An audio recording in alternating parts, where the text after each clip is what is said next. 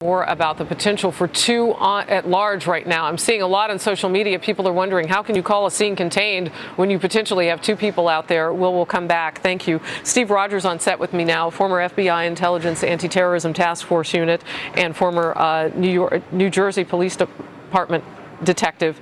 Police on high alert.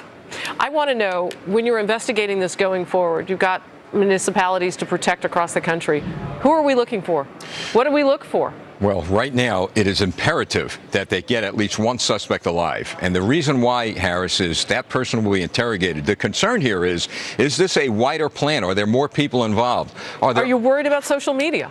Social media does a lot of damage over the fact that they spread rumors, they draw conclusions, a lot of information goes out that's not substantiated. Yes, social media does a lot of damage. So police have to sift through all of that. Wow. But in addition to that, social media is used a lot by criminals.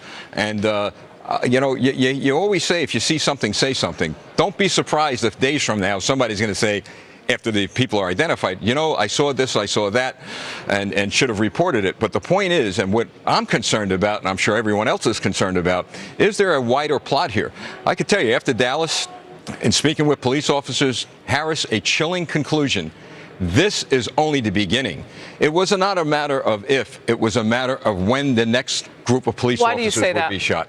I say this because we go back to what we've been saying. The common thread is that it appears, and it's probably a reality, there's no leadership here. We're a ship without a leader in this country. So I keep hearing that, but what do you want to see happen? Who takes the reins? Does it matter? We saw Chief Brown down in Dallas, Texas, lead the nation from the lectern. Yes. At these news conferences. So sometimes it could be anybody. He's a leader. I wish he was the president of the United States, because that's where it's got to come from. He stood next to him at the memorial. And Chief Brown was wonderful, and he did exactly what a leader does. But it has to come from the White House. The president has to stand up and say, enough is enough. Democracy is being assaulted, and now we got to back and help our police officers. So here's something that I haven't heard anybody talk about, and how people like you and those who serve in military and on our police forces are different from the rest of us. And I grew up military. I was a dependent. We are not asked to solve our own murders of people that we're losing in our communities. Police now are solving their own murders of people that they're losing. It's horrible. Exactly right. I've never seen anything like this all the years I've been in law enforcement. Police officers are being targeted and picked off. And keep in mind that the police officer represents what's good about this country. And you said it, Harris. All these years, and all these police officers since we were founded, have kept 300 million people safe. It's an assault on our freedom. All right, I want to take us back now to the live pictures that you see on your screen and some information that I'm getting. Police are now checking for explosives in Baton Rouge, the shooting scene there. They're using a robot to do that. If we have Rod Wheeler, former D.C. homicide detective, back on the line shortly, let me know. I'm saying to the team in the control room there, because he and I both were on the air together for Garland, Texas, when they were using robots to check that scene. Remember, when a free speech event potentially was going to be hit. The police took those people out before they could do the damage that they had planned to do, but a robot was very useful and purposeful and had been deployed in that situation. And even in Dallas, Texas, Chief Brown was the person to deploy the use of a robot to blow up the man who was shooting at police officers there. Rod, when you're ready, let me know. Steve, I'm going to come back to you. So as we look at the scene, I mean, I know that we're describing it as orderly now. I wouldn't call it calm, but it's orderly.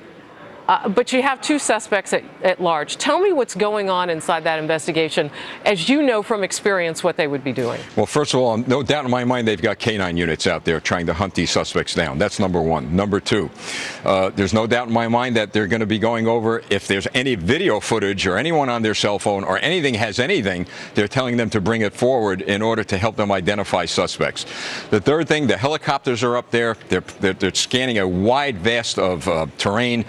So all those things are going on in order to capture these individuals. And let me just add one thing. There's no doubt a perimeter has now been formed, because if they say they have it contained, what they're telling us is that they have a good idea that these suspects are within a certain geographical area. And so they're going to surround that area, and they're going to close in. It's like a circle being closed in on all sides. All right, I'm just getting word that we have some amateur video. You were just talking about video, and right on cue, we have some. Can we roll that and we can talk a little bit about what we're looking at? Okay.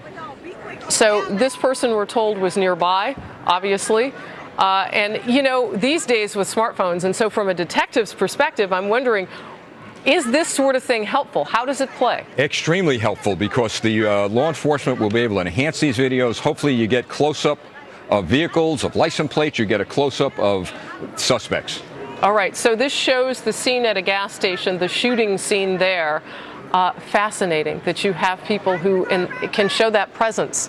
Well, to keep a shot steady and to keep rolling, it takes more than you know. Well, and you can hear the people shouting in the background. And look at the help the citizens are giving the police when they do this. Look at the help. And there's not enough talked about regarding how the police and the community come together to combat this. Well, and people, I mean, you were just saying, or if you see something, say something. You know, I'm of the ilk, if you see something, do something. And that's what these people are doing. And you're saying it's going to take all of us at this point. All of us, every single one of us, the men and women in blue and the civilians out there. And that's what's good about America. And that's what's good about everyone working together to combat this. All right. So we have 3 police officers dead, 3 injured in this, 1 suspect dead, and reports that they are looking for 2 others who are at large in terms of suspects in all of this. You heard Mr. Gil Alba say this changes things because of the number of people that would have been involved in the shooting scene. Steve, if you can, just kind of take me into what's going on in that department right now. I don't know. When an officer is shot, sometimes you'll see a salute from men and women in blue. You'll see a moment taken. They don't have a moment to spare. No, they don't. But you could bet your bottom dollar that they took time and they prayed. We still know there's a God above who answers prayers and to bring us grace and comfort. That's going on. No doubt the wives and the families have come together with their children to try to overcome the fear. And speaking of the families, sure, their husbands and wives are out there looking for bad people, and they're very concerned and very anxious. But they know they're going to take care of themselves as a police community, and that's very important. Rod Wheeler, I'm going to bring you back in, former D.C. detective, homicide detective. You and I have watched the scenes together where they use these robots. We watched down in Garland, Texas, as they took out suspected terrorists down there. I'm curious to know what you think about the scene right now. We have not confirmed any reports that there would have been devices at the scene, but it's part of the drill now, it would seem. Absolutely. And as a matter of fact, you reported earlier that earlier this month, either you or Will Carr reported that 3 individuals were arrested in Baton Rouge for trying to purchase weapons and bomb-making material. Yes. We see that more often than not, Harris, in today's environment, whereby there's bombs usually associated with individuals who committed this atrocious act this morning, as well as the guy in Dallas, Texas. Remember, he also said that he had bombs planted around the city. So the robotics, the robots that they're using comes in very handy. It's very handy tool that police officers use. And the reason is because we can go into areas without having to put the officers' lives at risk. All right, we're going to bring Mr. Alba back on, and I am now, I'm surrounded by police officers, which is a good place to be right now as this is happening. We've got Rod Wheeler on the phone as well as Mr. Gil Alba, and we have Steve Rogers here on set. Mr. Alba, I'm going to go back to you now. K9 units, video footage, choppers. This is what we've been talking about would be used as assets in this investigation, and now we're starting to see some amateur video come to play in all of this. I want to get your thoughts.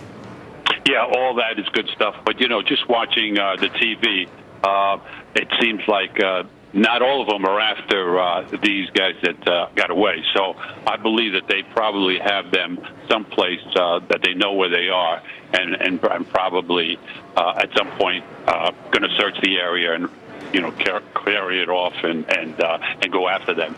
Otherwise, everybody would be looking for them. But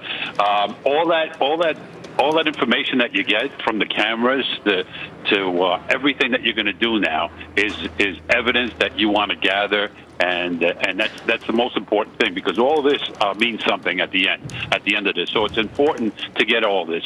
The fact that 3 officers are dead, 3 more wounded, is so far, because all this is happening. You don't really feel that. You really, feel the effect of that because you're a police officer and you're at the scene there, and that's your buddies and all that. But it still didn't register to them at this particular point because everything is still going on.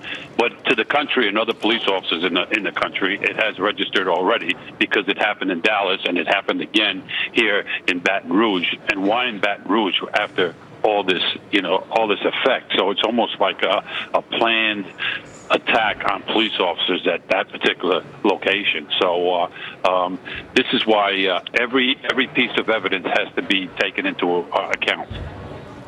Mm-hmm. We saw different states and cities after what happened in Dallas make the decision, in New York City, in fact, were one of those locations, that police officers will no longer be doing solo patrols, that there must be at least 2 of them.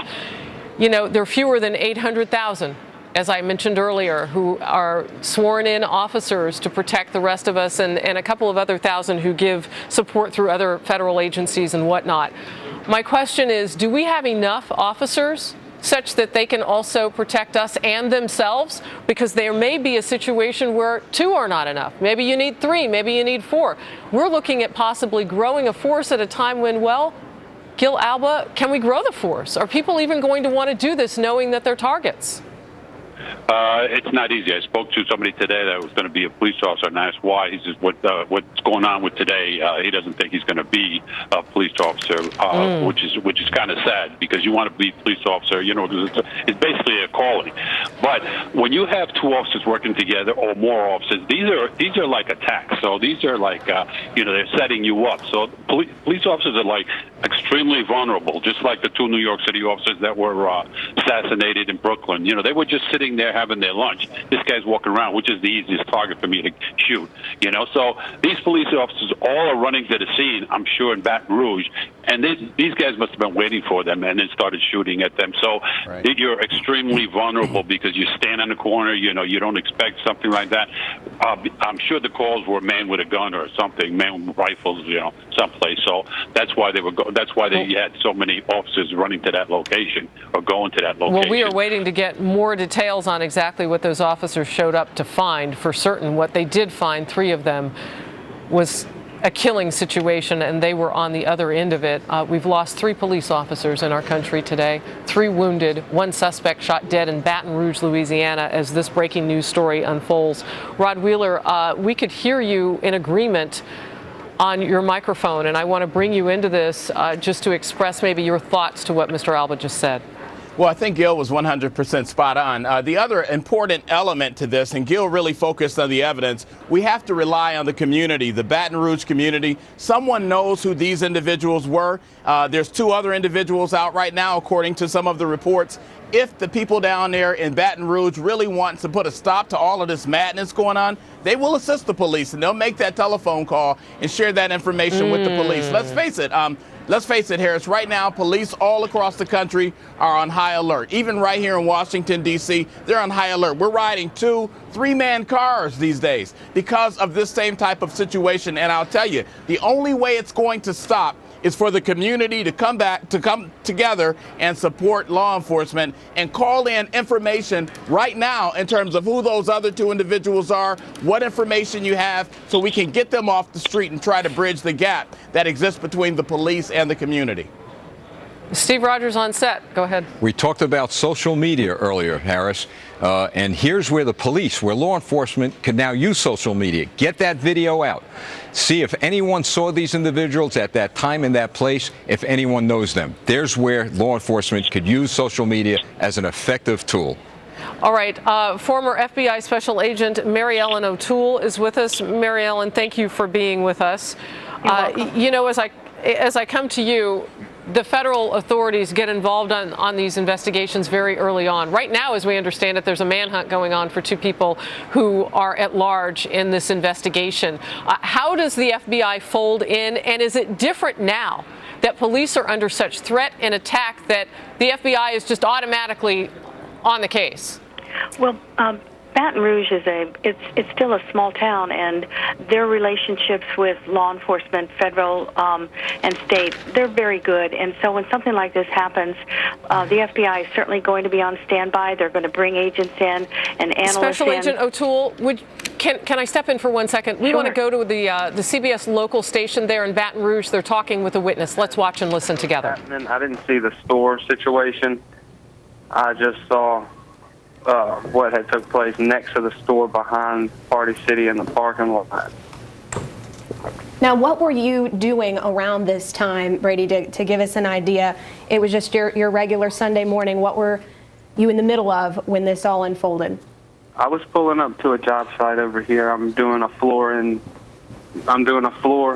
over in a foster center this morning, and that's what was going on as I was pulling, and that's what I was coming to take care of. When you heard the gunshots, Brady, did they sound like automatic? Were they in very close successions like what we heard? Definitely semi-automatic, and maybe a handgun as well, because, well, you know, from the shots I heard, it was rapid fire, but it wasn't, you know, it wasn't an automatic rifle, but it was semi-automatic rifles. Semi-automatic, yeah, that's what I was referring to. Right now we're looking at some pictures of that viewers have sent in from the scene, and so many of those businesses are well known to a lot of our viewers. The Pep Boys you saw there a moment ago, the Albertsons is very close to there, Hammond Air Shopping Center. Brady, what business were you near? Sir? Where were you specifically at? Right behind Party City, on Carolyn Sue Road or Drive. Yes. I was right here directly behind the scene. I came maybe 30 yards, 25 yards from the gunman before he realized I was standing in the street in front of him. And he turned around, and when he realized I was there, that's when he turned around and started hiking back towards Party City and towards the stores and running back that way. I got you. Thank you very much, Brady. We appreciate you taking time with us. I just got this in from a health official, and it is so true. All right, so we've been listening to local television news there as they were talking with one of the witnesses. Steve, I want to come to you on set and just find out your thoughts from listening to that man.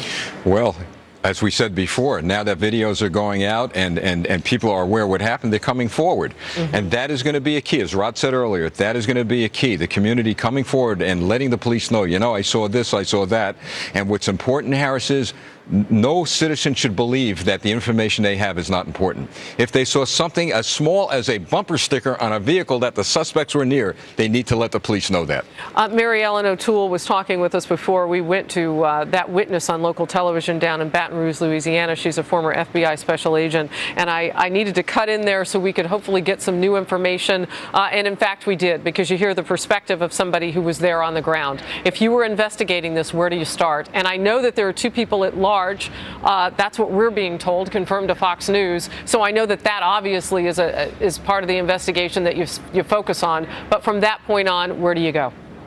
Well, I thought it was pretty interesting that the witness that you just had on, he spoke in terms of one suspect. So while they're looking for multiple ones, I think we're going to hear the story change throughout the rest of the afternoon. But they'll be focusing on that neighborhood, and they'll also be focusing on what occurred in that neighborhood to prompt this event. It does sound like, at least right now, if you wanted to get a lot of police, do something, get that attention and bring it close to, bring the police close to you, and you'll get more police if you're close to the Baton Rouge headquarters. So I don't think that fact should be overlooked.